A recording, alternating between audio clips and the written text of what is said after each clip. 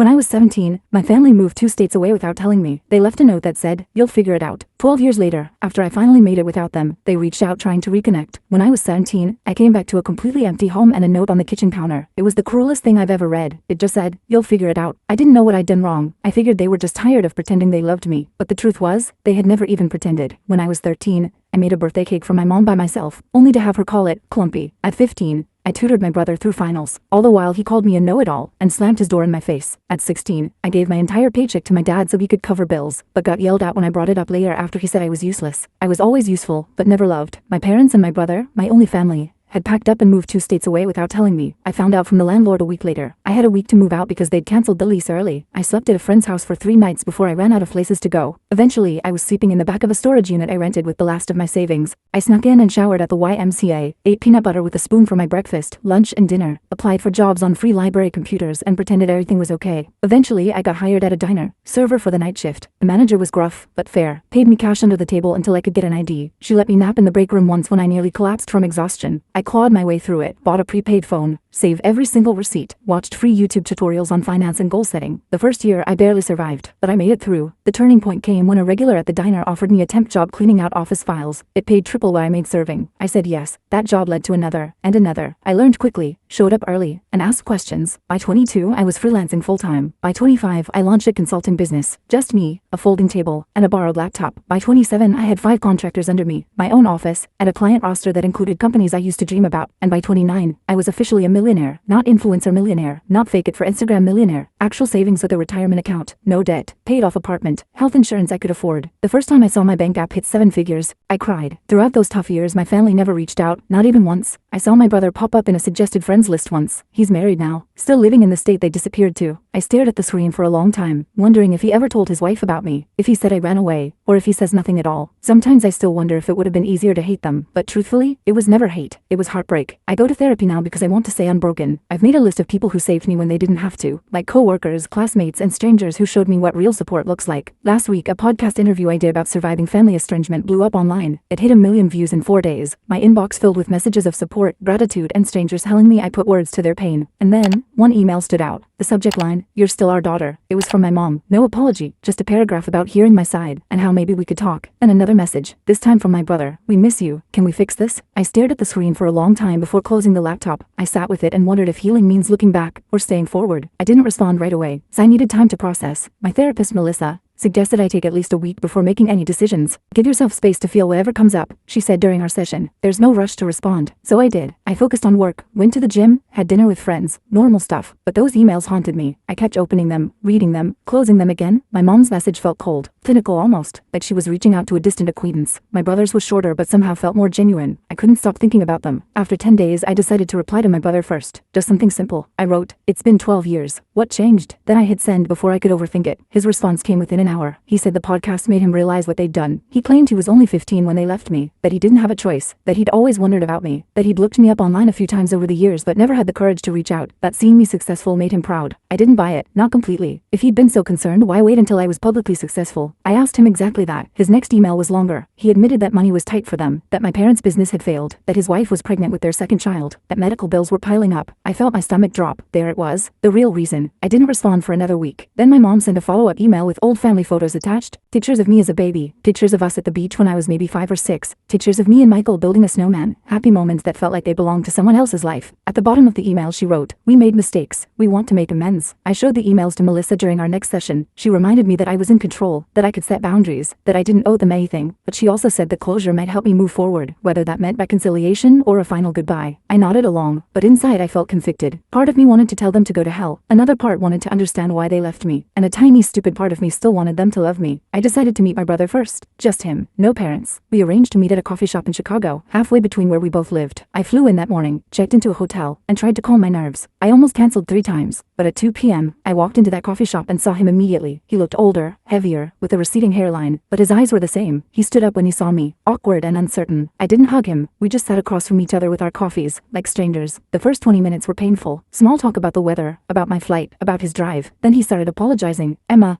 I'm so sorry, Michael said, his voice cracking. I was just a kid when it happened. I didn't know they were planning to leave you behind until it was too late. I was too scared to stand up to them. I just listened, watching his face for signs of deception. He seemed sincere, but I'd been fooled before. I asked him the question that had haunted me for 12 years. Why me? Why was I the one left behind? He looked down at his coffee. They always saw you as the strong one, the independent one, the one who would be fine on your own. They thought you didn't need them as much as I did. They convinced themselves you'd be better off without them. It was the most ridiculous thing I'd ever heard. I told him about the storage unit, about eating peanut butter for weeks, about showering at the YMCA and working night shifts at 17. His face crumbled. I didn't know, he whispered. They told me you had a plan, that you wanted to stay behind, that you were going to live with a friend's family, that you'd chosen to separate from us. All lies. By the end of our meeting, I wasn't sure what to think. He seemed genuinely remorseful. He showed me pictures of his wife and daughter, told me about his job as an accountant, asked about my business, didn't directly ask for money, which surprised me. When we parted, he hugged me. I let him, but I didn't hug back. I just stood there, arms at my sides, feeling nothing. Back at my hotel, I called Melissa. I told her everything. She pointed out that while my brother seemed sorry, he was still framing himself as a victim rather than acknowledging his role in my abandonment. She was right. He'd been 15, not 5, old enough to pick up a phone, old enough to send an email, old enough to check on me at some point in 12 years. That night, my mom called. I hadn't given her my number, so Michael must have. I almost didn't answer, but curiosity won out. Her voice sounded older, raspier. She cried when I said hello, started talking about how proud she was of me, how she'd always known I would succeed, how special I was. I let her talk herself out. Then I asked her the same question I'd asked my brother. Why me? Her answer was different. We were in debt, Emma. We couldn't afford 3 mouths to feed. We knew you were smart enough to make it on your own. We figured you'd go to social services and get placed with a better family. We thought we were doing you a favor. I hung up on her, blocked her number immediately, threw my phone across the room and screamed into a pillow. The next morning, I had an email from my dad. First contact in 12 years. He didn't apologize. Instead, he wrote about how hard their lives had been, about medical bills and failed businesses, about how Michael's wife needed surgery, about how they were facing eviction. Then, at the very end, he asked if I could help the family out. Not a single question about my life, not a single acknowledgement of what they'd done. I forwarded the email to Melissa with the subject line, and there it is. She called me immediately, despite it being Sunday. We talked for an hour, about boundaries, about forgiveness versus reconciliation, about the difference between helping someone and enabling them, about what I actually wanted versus what I thought I should want. By Monday morning, I had made my decision. I emailed my brother, told him I was glad we'd met, that I understood he was in a difficult position when we were younger, that I was willing to have a relationship with him and his family, but with clear boundaries. No money, no loans, no financial support of any kind, and no relationship with our parents until they took full responsibility for their actions. His response was immediate and telling. I'm really disappointed, Emma, he wrote. Our parents really need help. Families should support each other. You're being selfish with your success. All the guilt buttons they'd installed in me as a child, pushed at once. I didn't respond. Instead, I booked an appointment with Melissa and a vacation to Bali. I needed space to process everything. 3 days later, Michael called, left a voicemail apologizing for his email, said he understood my position, said he still wanted a relationship on my terms, said he'd respect my boundaries. I listened to it twice, trying to decide if he was sincere or just changing tactics. I decided to give him one more chance, but with my guard up. I went to Bali anyway, spent 2 weeks on the beach, hiking through rice fields, and meditating. I needed the distance. When I got back, I had 6 more emails from my dad, each more desperate than the last. I didn't read past the subject lines. I also had a text from Michael asking if we could talk again. I agreed to a phone call, nothing more. The call started okay. He apologized again for pushing. I've been thinking a lot about what you told me, he said. I'm in therapy now too. I believe that part. He sounded different, less defensive. We talked about his kids, about my business, normal stuff. Then he mentioned that our parents were coming to visit him next weekend, asked if I would consider meeting them, just for an hour, in a public place. I felt my chest tighten. I'm not ready for that, Michael. He pushed a little but backed off when I got quiet. After we hung up, I called Melissa. We had an emergency session that night. She helped me realize I was afraid of seeing them, not because I hated them, but because I still craved their approval, still wanted them to love me, still wanted to be enough. It was pathetic, but it was true. I cried for an hour in her office. The next day, Michael texted again, said our mom was crying all night after he told her I wouldn't meet them, said our dad was talking about driving to my city anyway. I felt panicky, blocked Michael's number immediately. Then I called my assistant and told her I was working from home for the week, ordered groceries for delivery, basically hid in my apartment like a scared kid. On Wednesday, the doorman called up, said there was a couple asking for me, wouldn't give their names. I knew instantly, told him I wasn't accepting visitors. 5 minutes later, my phone rang from an unknown number. I let it go to voicemail. It was my dad. Emma, we drove 8 hours to see you. His angry voice said, you're being childish. We deserve a chance to explain. I deleted the message and turned off my phone. Thursday morning, I woke up to someone pounding on my door. I froze in bed, heart racing, checked the peephole. It was them, my parents, standing in my hallway like they had any right to be there. Emma, please. My mom's voice came through the door. We just want to talk to you. We know you're in there. My dad added, we love you. We're sorry. I didn't open the door. I sat on the floor with my back against the wall, shaking. Eventually they left. I called building security immediately, told them not to let those people up again. The guard sounded concerned, asked if I needed police. I said no, just don't let them up. Then I called Melissa. She came over on her lunch break, brought me a sandwich and sat with me while I cried, told me I had every right to set boundaries, that I didn't owe them a meeting, that what they were doing was harassment, not reconciliation. After she left, I got an email from Michael. He was furious, said I'd humiliated our parents, said they were staying in a cheap motel they couldn't afford because because they were so desperate to see me. Said his wife needed surgery next month and they were hoping I could help. Said I was being cruel. I didn't respond. Friday morning, I decided I needed to leave town for a while. Booked a flight to visit my friend Rachel in Portland. She'd been one of the people who helped me when I was homeless. Let me crash on her couch for a week when I had nowhere else to go. I trusted her completely. I was hooked in clothes and a suitcase when my phone rang. Unknown number again. I ignored it. 10 minutes later, my doorman called. Said there was a woman downstairs having what looked like a medical issue. Said she was asking for me by name. Claimed to be my mother. I felt sick. Told him to call an ambulance if she needed help, but I wasn't coming down. He sounded uncomfortable but agreed. I finished packing and headed downstairs an hour later. Checked the lobby carefully before entering. No sign of them. I felt relieved but also weirdly guilty. The doorman gave me a strange look as I passed. Told me the ambulance had come, that the woman had been having chest pains, that she'd been taken to Memorial Hospital. I nodded and hurried out to my waiting Uber. At the airport, I got another call from Michael. I almost didn't answer, but something made me pick up. Mom had a heart attack. He was crying. She's in surgery. This is your fault for stressing her out. I hung up on him. Called Melissa instead. She answered immediately. I told her what happened. Asked if I was a terrible person. Emma, listen to me, she said firmly. You are not responsible for your mother's health. This feels like another manipulation tactic. Get on your plane and take care of yourself. I did. Spent the weekend with Rachel. Told her everything. She remembered when my family abandoned me. Remembered how broken I'd been. She was furious on my behalf. They don't deserve a minute of your time, she said, pouring me another glass of wine. Not after what they did to you. It felt good to have someone so firmly in my corner. Sunday night I got an email from my dad. My mom was stable, had a stent put in, would be released Tuesday. The email ended with, she's asking for you. Don't you think you've punished us enough? I showed Rachel. She rolled her eyes so hard I thought they might get stuck. Told me this was textbook guilt tripping. I knew she was right, but part of me still felt responsible. I flew home Monday. Found flowers outside my apartment door. The card said, please call us. We're staying at the Holiday Inn until Wednesday. No apology, no acknowledgement of boundaries, just another demand. I threw the flowers in the trash chute. Tuesday morning I got a text from an unknown number. It was a photo of my mom in a hospital bed, looking pale and small. The message said, she might not have much time left. Do you really want to live with this regret? I blocked the number. Called Melissa. She suggested I take a social media break, change my number, maybe even stay with a friend for a while. I agreed. Called my assistant and told her I'd be working remotely for 2 weeks. Packed another bag. Before I could leave, my doorman called again. Said there was a young woman downstairs asking for me. Said she had a small child with her. Said she claimed to be my sister-in-law. I felt cornered. These people wouldn't stop. I told the doorman to send her up. Decided to face this head on. The woman who knocked on my door looked exhausted, had dark circles under her eyes, was holding a sleeping toddler against her shoulder. I'm Jenny, she said quietly. Michael's wife. I came alone because I wanted to talk to you without family drama. I let her in reluctantly, offered her water. She accepted gratefully. Jenny put her sleeping daughter on my couch, tucking a blanket around her. Then she sat at my kitchen table and started talking. I only learned about you 3 years ago, she admitted. Michael told me you ran away at 17, cut contact with the family. I always thought it was strange but never pushed. Hearing your podcast was a shock. I confronted him, and he finally admitted the truth. I just listened, not sure what to believe anymore. Jenny seemed sincere. I'm horrified by what they did to you, she continued. I insisted Michael reach out, but I had no idea they were going to ask you for money. I'm embarrassed and angry about that. Yes, I do need surgery for a thyroid condition, but we have insurance. Your parents are the ones in financial trouble, not us. I asked her why she'd come. She looked me straight in the eyes. You deserve to know the whole truth, she said. Your parents have been telling everyone you abandoned the family, that you were mentally unstable, that you stole money from them before disappearing, that they spent years looking for you. All lies to cover what they'd done. I felt like I'd been punched. How do you know this is true? She pulled out her phone, showed me Facebook posts from years back. My mom asking for prayers to find her troubled daughter. My dad claiming I'd taken their savings before running away. Posts about hiring private investigators, about checking homeless shelters, all carefully crafted to make them look like victims, all dated years after they'd abandoned me. Jenny apologized for being part of it, even unknowingly. Said she'd confronted my parents too, that they'd admitted everything to her when she threatened to tell the whole family the truth, that they were desperate now because their lies were unraveling, that my podcast had people asking questions they couldn't answer. Her daughter woke up then, a cute little girl with curly hair. This is Lily, Jenny said softly. She's 3. I have another daughter on the way. I want my children to know their aunt, but only if you want that too. No pressure, no guilt, just an open door if you ever choose to walk through it. After they left, I sat in my apartment for hours, processing, called Melissa again, told her everything Jenny had said. She wasn't surprised. Abusers often control the narrative, she explained. They create alternate realities where they're the victims. She asked what I wanted to do now. I honestly didn't know. That night I got another email from my dad. This one was different, angry, threatening. Said if I told lies about them online, they would sue me for defamation. Said they had proof I'd stolen from them. Said they'd go to the media with their side if I didn't take down the podcast and issue a public apology. Said they expected financial compensation for the damage to their reputations. I forwarded it to Melissa, then to my lawyer Marcus. He called me immediately. This is empty threatening, he assured me. Truth is an absolute defense against defamation. Save everything but don't respond. I'll handle it if they actually file anything, which I doubt they will. People who are actually going to sue don't usually announce it first. The next day I got a call from Michael. I let it go to voicemail. He sounded panicked. Emma, Jenny told me she visited you. Our parents are furious. They're saying terrible things about her now too. I'm scared they're going to try something desperate. Please call me back on Jenny's phone, not mine. I didn't know what to believe anymore. Called Marcus again. He suggested meeting Michael and Jenny somewhere public, with him present as my lawyer, just to hear them out. I agreed reluctantly. We set up a meeting at a restaurant near Marcus's office for the next day. They showed up on time. Both looked terrible, stressed. exhausted. Jenny had a bruise on her arm she kept trying to hide. Michael couldn't make eye contact. "I'm Marcus, Emma's attorney," he said as we sat down, which made Michael flinch. But we sat down, ordered coffee, and they started talking. The story that came out was worse than I'd imagined. My parents had been living off Michael for years, moving in and out of his house, taking money for emergencies, watching his kids while criticizing his parenting. When Jenny confronted them about me, my dad had grabbed her arm, hard enough to leave marks. Michael had kicked them out. They were now staying in a motel, calling constantly, showing up at his work. I listened without interrupting, watched my brother break down as he described how our parents had controlled him his entire life, how they convinced him I abandoned them, how he'd been too scared to question their version of events, how he'd been trapped in their web of manipulation and lies for 12 years, how he was terrified they would hurt Jenny or the kids. Marcus asked careful questions about financial entanglements, about house titles and bank accounts, about whether my parents had keys to their house. Michael answered everything, said they'd co-signed his mortgage, said his dad was still on his bank account from when he was in college, said they had spare keys, said they knew all his passwords. Marcus took notes, occasionally glancing at me. By the end of the meeting I felt drained but clearer. This wasn't just about me anymore. Michael and Jenny were victims too, in their own way, different from me, but still trapped. Marcus suggested they speak to a lawyer of their own, gave them a colleague's card, told them to change their locks, passwords and bank accounts immediately. They nodded, looking overwhelmed but grateful. As we were leaving, Michael hugged me. This time, I hugged him back. It wasn't forgiveness, not yet, but it was something. A recognition that we'd both been damaged by the same people, that maybe we could help each other heal. That night I got a series of increasingly unhinged texts from my parents' numbers, accusations, threats, guilt trips. I blocked them all. Then I called Jenny, asked if they were safe. She said yes. They'd changed the locks, stayed with friends the night before, were looking into a restraining order. I felt relieved but still worried. The next morning I woke up to my phone ringing. It was Jenny, hysterical. "They broke into our house," she sobbed. "They took Lily's baby photos, important documents, Michael's laptop. They left a note. Family matters should stay in the family." I told her to call the police immediately, said I'd meet them at their house, called Marcus on my way. When I arrived there was a police car outside their house. An officer was taking statements in the living room. The place was a mess, drawers pulled out, papers scattered. Michael was sitting on the couch, head in his hands. Jenny was pointing out missing items to the officer. I introduced myself as family, there to help. The officer seemed skeptical that grandparents would break in. "Are you sure they didn't just use a key?" he asked. "Maybe this is a misunderstanding?" Jenny showed him her bruised arm, told him about the escalating behavior, about the threats, about how they'd been stalking them. He took notes but didn't seem convinced, said without evidence it would be hard to prove who did this. After the police left we cleaned up together, found more missing things, photo albums, financial documents, the spare key to their car. Michael looked defeated. "This is my fault," he said. "I should have protected my family better, should have stood up to them years ago, should have looked for you harder." I didn't disagree, but I didn't pile on either. We were beyond that now. Marcus arrived as we were finishing, looked around grimly, said this changed things, that we needed to document everything, that breaking and entering was a serious crime, that we should all stay somewhere else for a few days, that he'd help us file for emergency restraining orders in the morning. We nodded, too exhausted to argue. Jenny packed bags for them while Michael and I secured the house as best we could, changed locks again, checked windows, discussed security cameras. It felt surreal, taking these precautions against our own parents, but also necessary. They'd crossed a line that couldn't be uncrossed. As we were leaving, Michael got a text from our dad, just 3 words, "We're watching you." He showed it to me, hands shaking. I took a screenshot, sent it to Marcus. Then I made a decision, told them they were coming to stay with me. My building had security, cameras, a doorman who already knew not to let our parents in. They accepted gratefully. That night the 4 of us ate takeout in my living room. Lily played with toys Jenny had packed. We talked quietly about next steps, about restraining orders, about police reports, about changing phone numbers and email addresses, about possibly moving to a new house, about how to protect themselves long term. It wasn't the family reunion I'd ever imagined. Sitting there with the brother who'd let me be abandoned, his wife who'd believed lies about me, and their daughter who was innocent in all of this. But somehow, it felt right, like we were finally facing the truth together, like maybe, just maybe, we could build something new from the ashes of what our parents had destroyed. The next morning Marcus called, said he'd filed emergency restraining orders for all of us, said we needed to appear in court next week to make them permanent, said he'd also reported the break-in to a detective he knew, who was taking it more seriously than the responding officers had, said we should all stay together until this was resolved. I agreed, called my assistant, told her I'd be working from home indefinitely. Family emergency. She understood, rearranged my schedule. I set up a workspace in my guest room for Michael, who also needed to work remotely. Jenny and Lily took over my living room, building pillow forts and watching cartoons. It was strange having people in my space. I'd lived alone for years, liked my quiet routines, my clean counters, my empty sink, but there was something comforting about the noise too, about Lily's laughter, about Jenny's quiet humming as she folded laundry, about Michael's hiding from the other room. It felt like family, not the family that had abandoned me, but maybe the family we could become. That afternoon my doorman called up, said there was a delivery. Flowers. I told him to check the card before sending them up. He read it to me. "We know where you all are. This isn't over." I told him to refuse the delivery, call the police if the delivery person wouldn't take them back. Then I called Marcus again. He said he'd add this to our case file, that it strengthened our request for restraining orders, that we were doing everything right.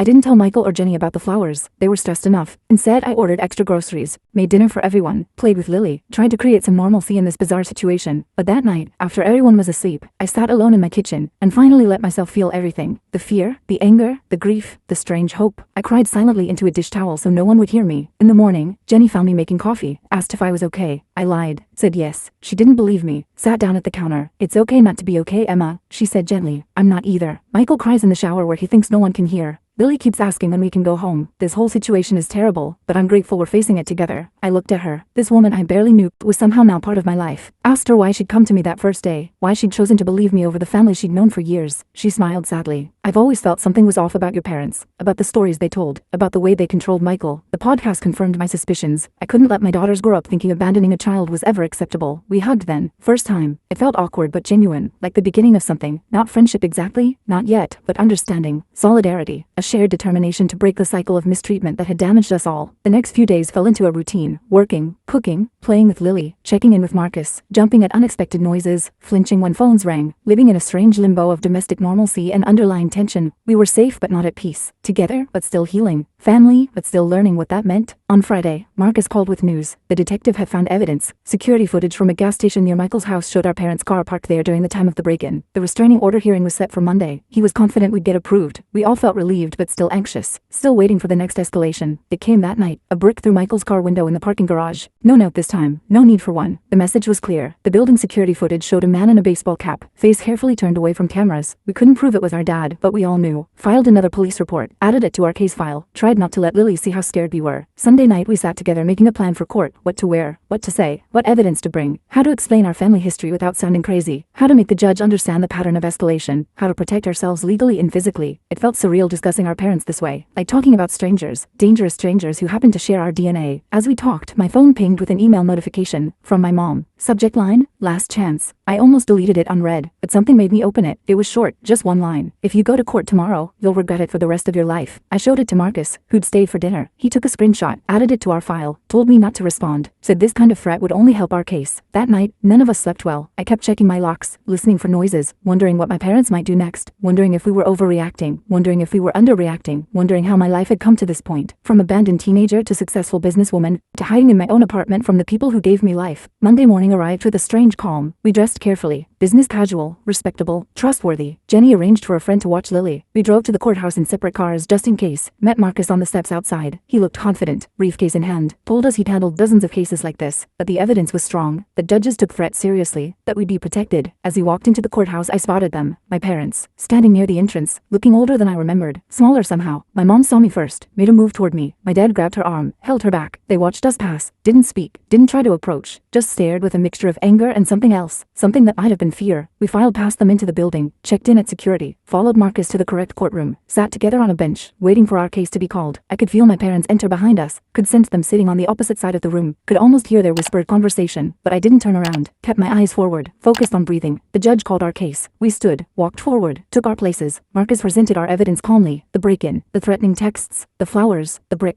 the email, the history of abandonment and manipulation. The judge listened carefully, asked clarifying questions, looked at our parents with increasing concern. When it was their turn, my parents approached the bench. No lawyer, just them. My dad spoke first, claimed we were exaggerating, that they were just trying to reconnect with family, that they'd never broken any laws, that they loved us and wanted to make amends, that this was all a misunderstanding blown out of proportion. The judge asked about the security footage, the threatening messages. My dad denied everything, said it wasn't them on the footage, said their texts were being misinterpreted, said they were the victims here, not us. My mom nodded along, occasionally dabbing at her eyes with a tissue. Then the judge asked them directly about abandoning me at 17. My dad hesitated, started talking about troubled teens, about difficult decisions, about doing what they thought was best. The judge cut him off, asked again, directly, did you leave your minor child alone and move to another state? My dad looked down, mumbled something about financial hardship. The judge's expression hardened. After hearing both sides, the judge granted our restraining orders. 3 years, no contact, no approaching our homes or workplaces, no messages through third parties. Any violation would result in immediate arrest. My parents looked stunned, like they couldn't believe this was happening, like they'd never faced consequences before. As we left the courtroom, my mom called my name, just once, softly. I kept walking, didn't look back, felt a weight lifting with each step. Not healing, not yet, but the beginning of it. The first real boundary that couldn't be crossed without serious consequences. Outside, Marcus shook all our hands, said we'd done well, said the orders were solid, said to call him immediately if there were any violations, said he was proud of us for standing up for ourselves. We thanked him, feeling dazed but relieved, like survivors of a natural disaster, blinking in the sunlight. Michael hugged me on the courthouse steps, a real hug this time. I'm sorry, Emma, he said, voice breaking, for everything, for not protecting you then, for not finding you sooner, for believing their lies, for bringing this chaos back into your life. I hugged him back, told him we were going to be okay, that we had each other now, that we could build something new, something better. As we walked to our cars, I felt my phone buzz, a text from an unknown number. I almost didn't check it, but when I did, I felt a chill. It was a photo of Lily at her friend's house, playing in the backyard, unaware she was being watched. Below it, just 4 words: "This isn't over yet." I showed Michael the text immediately. His face went white. He called Jenny, who was already on her way to pick up Lily. I told them to meet us at my apartment. Then I called Marcus from the car, my hands shaking so bad I could barely hold the phone. He told me to forward him the text and drive straight home. Said he'd call the police and meet us there. Said this was a clear violation of the restraining order. Said to stay calm, but vigilant. The drive back felt like it took forever. I kept checking my mirrors, paranoid my parents were following me. When I finally pulled into my building's garage, I sat in my car for a minute just breathing,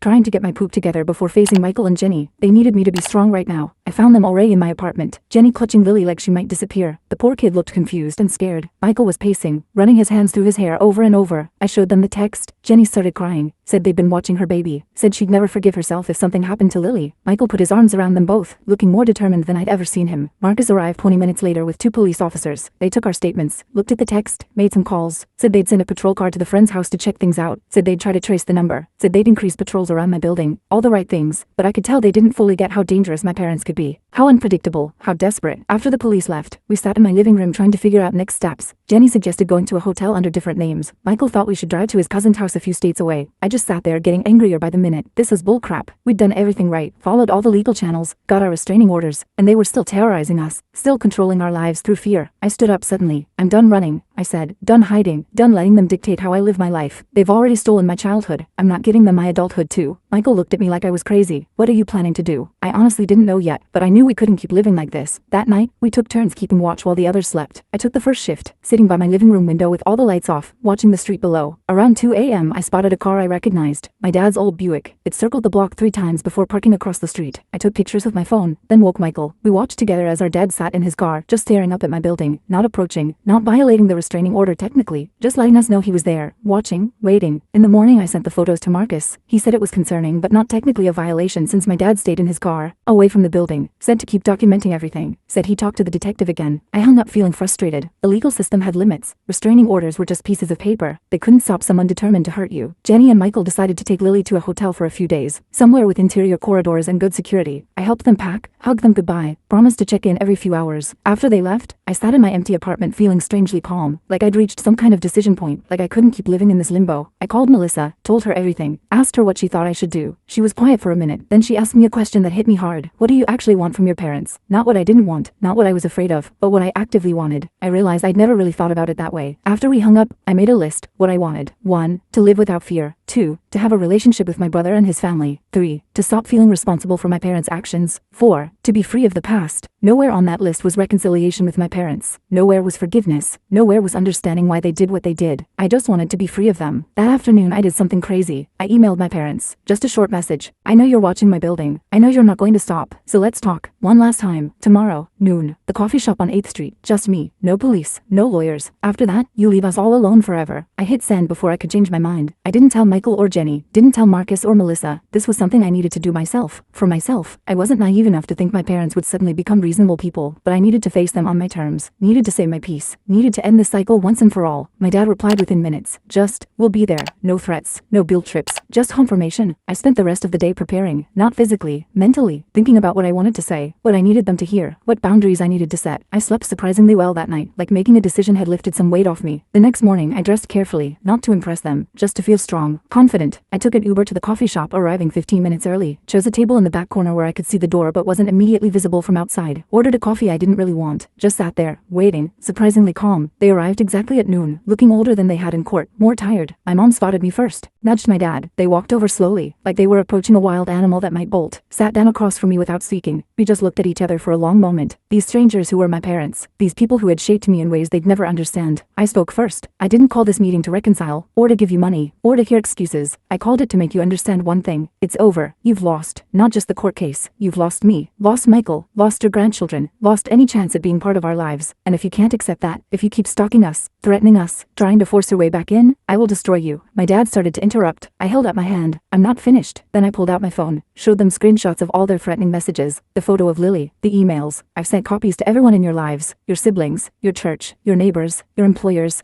Everyone. Not yet, but I will if you contact any of us again. If you come near our homes. If you so much as mention our names to anyone we knew. My mom started crying. We just want our family back. We made mistakes, but we deserve another chance. We're getting older and don't want to die alone. I looked at her for a long moment. You should have thought about that before abandoning your 17-year-old daughter, before lying to everyone about what you'd done, before breaking into Michael's house, before threatening your own grandchild. My dad got angry then. You're ungrateful. You've always been difficult. You've turned your brother against us. You owe us for raising you. I just laughed. Actually laughed in his face. Do you really think you're entitled to gratitude for doing the bare minimum as a parent for 17 years before abandoning me completely? Do you think your parenting was so stellar that I should be thanking you for it? He didn't have an answer for that, just sat there, red-faced and silent. My mom was still crying, but I felt nothing. No guilt, no sympathy, just a cold clarity that these people were never going to change, never going to take responsibility, never going to be the parents I deserved. I stood up to leave. This is your last warning. Next time you violate the restraining order, I won't just call the police. I'll make sure everyone you know understands exactly what kind of people you really are. I have the resources to make your lives very difficult if you force my hand. I don't want to do that, but I will to protect my family, my real family. Michael, Jenny, Lily, the people I choose. As I walked away, my mom called after me. Do you really hate us that much? I stopped, turned around. I don't hate you. I feel nothing for you. You're strangers to me now, and that's your loss, not mine. I walked out of that coffee shop feeling lighter than I had in years, called Michael from the sidewalk, told him everything. He was upset at first that I'd met them alone, then concerned they might retaliate, but mostly he seemed relieved that someone had finally stood up to them directly. Said he wished he'd had the courage to do it years ago. I went back to my apartment, packed a bag, decided to join Michael and his family at their hotel for a few days, just to be safe. When I got there, Lily ran to hug me. Auntie Emma, she called for the first time. I almost cried. Jenny hugged me too, said she was proud of me, said she hoped I'd finally get some peace. Michael just squeezed my shoulder. No words needed. We spent the next few days in a weird limbo, waiting for my parents to make their next move, checking our phones constantly, jumping at unexpected noises, but nothing happened. No calls, no texts, no emails, no sightings of their car, just silence. After a week, Michael and Jenny decided to go home, changed all their locks again, installed security cameras, made plans to put their house on the market, started looking at places closer to my city. I went back to my apartment too, back to work, back to something like normal life. 2 weeks passed, then a month, nothing from my parents. Marcus checked in regularly, said the detective had confirmed they'd returned to their home state, said the restraining orders were still in effect, said we should stay vigilant but try to move forward with our lives. Slowly we did. Michael found a new job in my city. Jenny enrolled Lily in preschool. They bought a house 20 minutes from my apartment. We had dinner together every Sunday, started building new traditions, new memories, a new kind of family based on choice rather than obligation. I kept expecting to feel something about my parents. Grief maybe, or guilt, or anger. But mostly I felt relief, like I'd finally put down a heavy weight I'd been carrying since I was 17, like I could finally focus on the future, instead of the past. 6 months after the coffee shop confrontation, I got a letter, forwarded through Marcus so my address stayed private, from my mom. I almost didn't open it, almost threw it away unread, but curiosity won out. It was short, just a few paragraphs. No excuses this time, no demands, just an acknowledgement that they'd hurt me deeply, that they'd failed as parents, that they understood why I wanted nothing to do with them, that they were getting counseling, that they would respect the restraining orders, that they hoped someday I might be willing to hear a proper apology, but understood if that day never came. I showed it to Michael. He got a similar letter. We talked about it over dinner that night, about whether it was sincere, about whether it changed anything, about whether we could ever trust them again. We didn't reach any conclusions, just agreed to take it one day at a time, to prioritize our healing, to protect the family we were building. I keep the letter in my desk drawer, not because I'm ready to forgive, not because I want reconciliation, but because it represents something important. My parents finally recognizing my right to set boundaries, my right to choose who I allow in my life, my right to define family on my own terms. Last week Lily had her 4th birthday party. Michael and Jenny invited me to help plan it. We had it at my apartment. Balloons everywhere. A cake I ordered from a fancy bakery. Presents piled on the coffee table. Lily running around in a princess dress, laughing. Jenny taking pictures. Michael grilling on my balcony. Friends stopping by throughout the day. So much noise. So much joy. At one point I stepped into the kitchen for a moment alone, just watching through the doorway as Michael swung Lily around in circles. As Jenny laughed at something a friend said. As my apartment, once so empty and quiet, filled with life and love. I thought about that note on my kitchen counter 12 years ago. You'll figure it out. And I had. Not the way they meant, but I'd figured out what family should be, what love should look like, what I deserved all along. I'm not saying everything's perfect now. I still have trust issues, still go to therapy every week, still have nightmares sometimes about being abandoned, still flinch when my doorbell rings unexpectedly, but I'm healing. We all are, building something new from the broken pieces of our past, something stronger, something chosen, something real. Sometimes people ask if I'll ever reconcile with my parents, if I'll ever let them meet Lily, if I'll ever forgive them for what they did. I don't have answers to those questions yet, maybe someday, maybe never, but what I do know is this: I'm not defined by what they did to me anymore. I'm defined by what I built after, by the person I chose to become, by the family I chose to create, and that's enough.